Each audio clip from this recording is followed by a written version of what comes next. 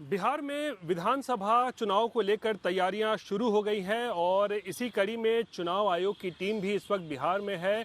लेकिन सबसे बड़ा मुद्दा जो इस वक्त चुनाव आयोग से जुड़ा हुआ है वो ये कि आखिर किन कारणों से इस बार चुनाव आयोग जो है चुनाव से पहले वोटर लिस्ट का रिवीजन कर रहा है। एक इंटेंसिव रिवीजन किया जा रहा है और बहुत सारे मुद्दे हैं इस वक्त बिहार में जो चल रहे हैं और इन तमाम मुद्दों पर बात करने के लिए आज हमारे साथ मौजूद हैं जन स्वराज पार्टी के संस्थापक प्रशांत किशोर। प्रशांत जी, बहुत बहुत धन्यवाद आज तक से बात करने के लिए। आप लगातार बदलाव यात्रा लेकर तो निकले हुए हैं, 1 महीने से ज़्यादा हो गई है, लेकिन सबसे पहले आपको हम चुनाव आयोग के ही जो स्पेशल ड्राइव चलाया गया है उसको लेकर हम चर्चा करना चाहेंगे, क्योंकि बहुत इसको लेकर विरोध हो रहा है कि आखिर किन कारणों से 2003 के बाद पहली बार चुनाव आयोग ये स्पेशल ड्राइव चला रहा है। इसको लेकर बहुत लोग विरोध कर रहे हैं। इसकी पृष्ठभूमि समझने की ज़रूरत है, क्योंकि महाराष्ट्र में इस तरह की ड्राइव चलाई गई और जैसा कि आप बता रहे हैं 2003 के बाद अमूमन इस तरह की ड्राइव इलेक्शन के ठीक 2-3 महीने पहले चुनाव आयोग नहीं करता है। महाराष्ट्र में और हरियाणा में लोग बताते हैं कि इस तरह का ड्राइव चलाया गया और वहाँ जो परिणाम आए, कुछ लोगों का, खासकर मुख्य विपक्ष कांग्रेस का, राहुल गांधी का ऐसा मानना है, उन्होंने इस बात को पब्लिक डोमेन में रखा है कि इलेक्टोरल रोल के रिवीजन में बड़े पैमाने पर गड़बड़ी की गई।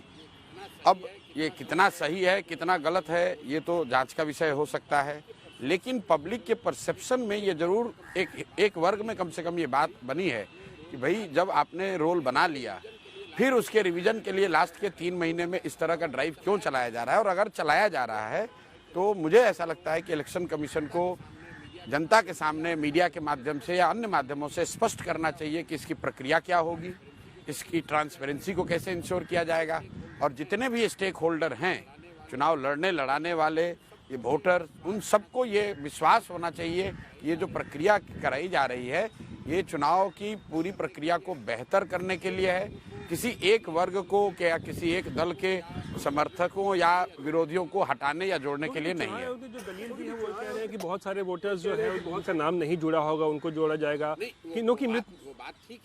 वो बात ठीक है, लेकिन इस प्रक्रिया को कैसे किया जाएगा, इसकी पारदर्शिता को कैसे इंश्योर किया जाएगा, इसमें सारे स्टेक होल्डर्स की सहभागिता को कैसे इंश्योर किया जाएगा, उस पर चुनाव आयोग ने कोई टीका टिप्पणी नहीं करी है और इसी वजह से कुछ लोग इसका विरोध कर रहे हैं। और स्वाभाविक है, अगर कुछ पार्टियां इसका विरोध करेंगी तो जनता का एक जो वर्ग है, जो वोटरों का एक वर्ग है, उसको भी कहीं ना कहीं ये लगेगा कि भाई ये जो प्रक्रिया हो रही है वो टारगेटेड तरीके से किसी को बेनिफिट देने के लिए या किसी को हानि पहुंचाने के लिए लगता है। क्योंकि कल तेजस्वी यादव और महागठबंधन भी कह रहे थे कि इसमें साजिश हो सकती है, साजिश की बू आ रही है। सब वही कह रहे हैं। हम जो बात मैं जानता नहीं हूँ, मैं तेजस्वी यादव नहीं हूँ, मैं बात वही बोलूंगा जो मैं जानता हूं। मैं ये कह रहा हूं कि जैसा आप भी बता रहे हैं कि 2003 के बाद ये सामान्य प्रक्रिया नहीं है, ये एक नई चीज हम लोग देखने को हम लोग को मिल रही है। तो अगर कोई नया चीज आप ऐड करते हैं तो चुनाव आयोग की ये जिम्मेवारी है, स्पेशली जब महाराष्ट्र में इस तरह की काम को लेकर सवाल उठे हैं और कोई साधारण व्यक्ति, किसी पत्रकार ने नहीं उठाया है, इस देश के मुख्य विपक्ष के नेता राहुल गांधी ने उठाया है कि इस तरह की प्रक्रिया के जरिए चुनाव के जो रोल हैं, इलेक्टोरल रोल हैं, उसमें हेरफेर की गई है। तब ये चुनाव आयोग के लिए ज़्यादा लाजमी है कि बिहार में अगर आप ऐसा कुछ कर रहे हैं तो स्टेक होल्डर्स को कॉन्फिडेंस मिले, पूरी तरह से ट्रांसपेरेंसी को मेंटेन रखे। कोई भी रिवीजन अगर इलेक्टोरल रोल को और बेहतर बनाता है तो उसमें कोई दिक्कत नहीं है। दिक्कत बस इस बात से है कि आप किसको जोड़ रहे हैं और किसको हटा रहे हैं। इसके लिए पूरी एक ट्रांसपेरेंट व्यवस्था होनी चाहिए। जिनको आप हटा रहे हैं उनको अपील का या उनको अपनी बात रखने का मौका होना चाहिए और जिनको आप जोड़ रहे हैं आपके पास इसका प्रमाण होना चाहिए कि उस व्यक्ति को क्यों जोड़ा जा रहा है। चुनाव तो 3-4 महीने में चुनाव है। चुनाव तो 3 महीने में ही होता है, इतना बहुत टाइम है, टाइम की कमी नहीं है। यही इलेक्शन कमीशन 3 महीने, 4 महीने, 6 महीने में पूरे देश का इलेक्शन कराता है। ये तो सिर्फ बिहार का इलेक्शन है। चुनाव आयोग के पास वो संसाधन है, वो मैंडेट है कॉन्स्टिट्यूशन, संविधान की ओर से। अगर वो चाहें तो बिल्कुल इस चीज़ को, जो भी वो कर रहे हैं, इसको और ट्रांसपेरेंट और इंक्लूसिव तरीके से कर सकते हैं। ज़रूरत इस बात की है कि इलेक्शन कमीशन अपनी इस जिम्मेवारी को समझे कि भाई अगर आप इस तरह का आमूल चूल कोई बड़ा परिवर्तन इलेक्टोरल रोल में करेंगे, उसमें ट्रांसपेरेंसी और लोगों की सहभागिता अगर नहीं होगी तो उससे बड़े पैमाने पर लोगों के मन में ये शक हो सकता है कि आप इस बात को क्यों कर रहे हैं। तेजस्वी यादव की बात करेंगे। अभी 2 दिन पहले उन्होंने पटना में छात्र संसद किया, 10,000 जो वहाँ पे छात्र आए थे उनको कलम बांटी, और फिर बहुत सारा उन्होंने अपील किया है कि मुझे एक बार मौका दीजिए, मैं आपके लिए बहुत कुछ करूँगा। तो क्या लगता है आपको? देखिए, लोकतंत्र में सभी पार्टियों को ये अधिकार है कि वो अपने वोटर्स को या जो उनको सुनने को तैयार है उसको अपनी बात रखे, उसमें कोई दिक्कत नहीं है।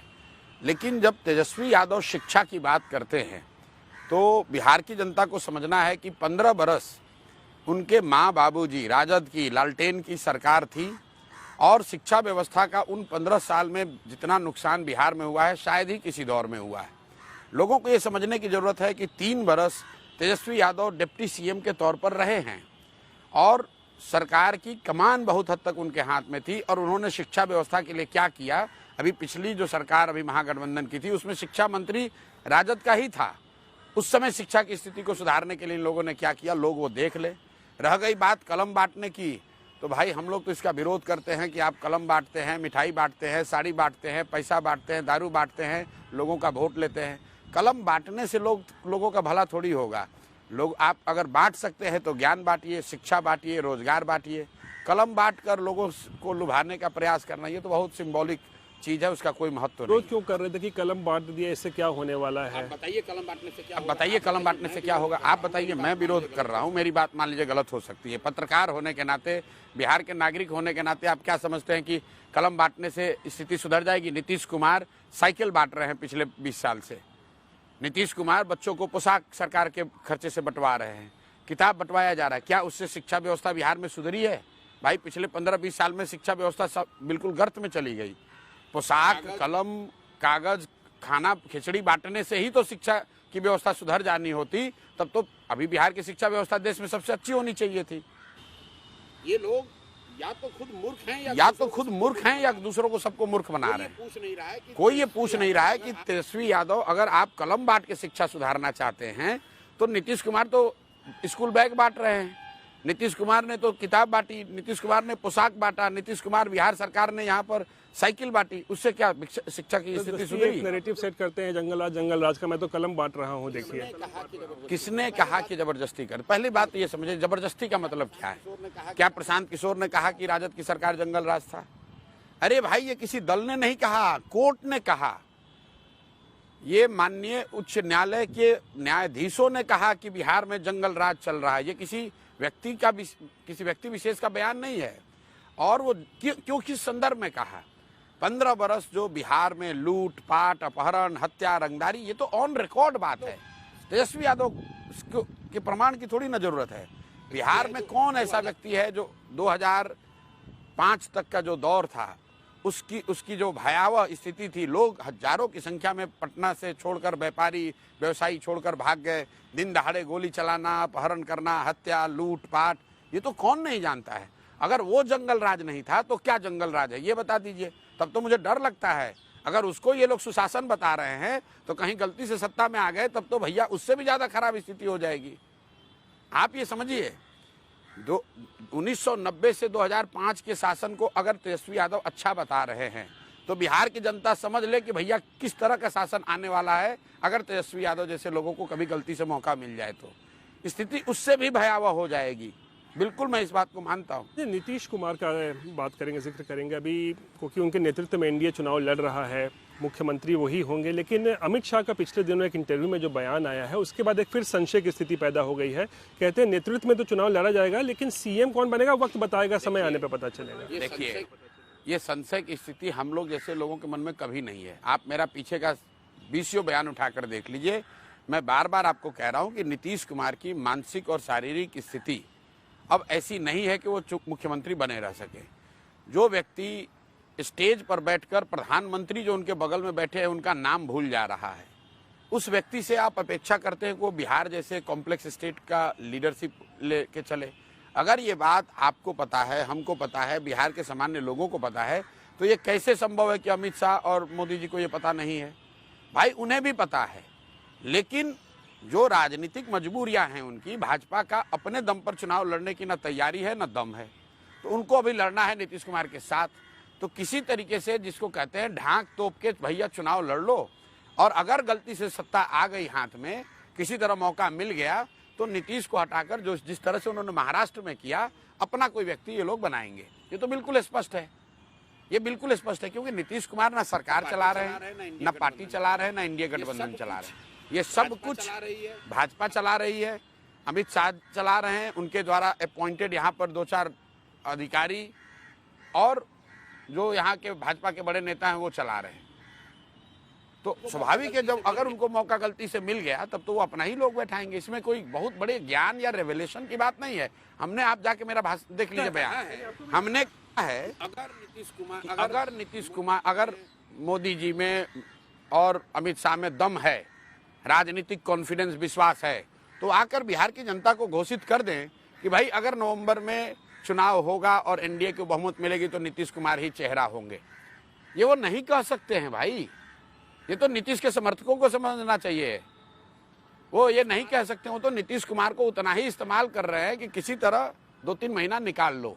तो अगर एनडीए जीतता है, कौन होगा ये पहली बात तो बिहार में नया मुख्यमंत्री होगा, ये तय कर लो, आप लिख लो मेरी बात को। नवंबर में नीतीश कुमार मुख्यमंत्री नहीं रहेंगे, बिहार में नया मुख्यमंत्री बनेगा। मुख्यमंत्री कौन होगा ये जनता को तय करना है, जनता को वोट देने दीजिए। ये कोई राजतंत्र थोड़ी ना है, कोई गवर्नर की नियुक्ति थोड़ी ना कि जो अमित शाह चाहेंगे उसी को नियुक्त कर देंगे। बिहार की जनता जिसको वोट देगी वो नियुक्त होगा कि वो मुख्यमंत्री कौन होगा। हाँ जी, लगातार आप देख रहे होंगे प्रधानमंत्री भी बिहार का दौरा कर रहे हैं, राहुल गांधी भी बहुत एग्रेसिवली जो है वो बिहार आ रहे हैं और अपनी बातों को रख रहे हैं। क्या लगता है इस बार कांग्रेस के लिए या राहुल गांधी के लिए कुछ इस बार मौका है क्या? मतलब बिहार की जनता को इतना मूर्ख ना समझा जाए। राहुल गांधी चुनाव के अलावा, जब चुनाव का समय नहीं है, तो पिछले 10 वर्ष में राहुल गांधी किस दिन बिहार आए हैं हमको बता दीजिए। 1-2 दिन की बात मैं नहीं कर रहा हूँ, 10 वर्ष की बात कर रहा हूँ। 10 वर्ष में राहुल गांधी कितनी बार बिहार आए हैं? मैंने कैमरे पर कहा, फिर रिपीट कर देता हूं, अगर राहुल गांधी चुनाव के अलावा कभी बिहार में आए हो, एक दिन भी अगर आए हो, किसी गांव में एक रात गुजारा हो, आप बता दीजिए, हम राहुल गांधी का नेतृत्व स्वीकार कर लेंगे। जो व्यक्ति, अभी उनकी उम्र 50 साल 52 साल होगी, मुझे याद नहीं है, 50 से तो ज्यादा जरूर है।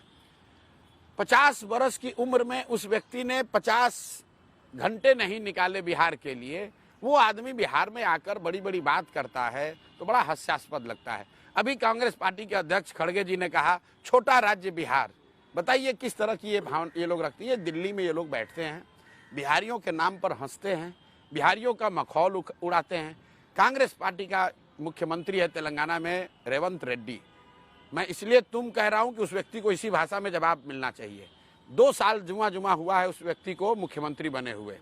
पहले टीडीपी में था, उससे पहले भाजपा आरएसएस में था। मुख्यमंत्री बनने के बाद उसने कैमरे पर कहा कि बिहार के लोगों का डीएनए मजदूरी करने वाला डीएनए है, बिहार के लोग मजदूरी करने के लिए पैदा हुए हैं। बताइए।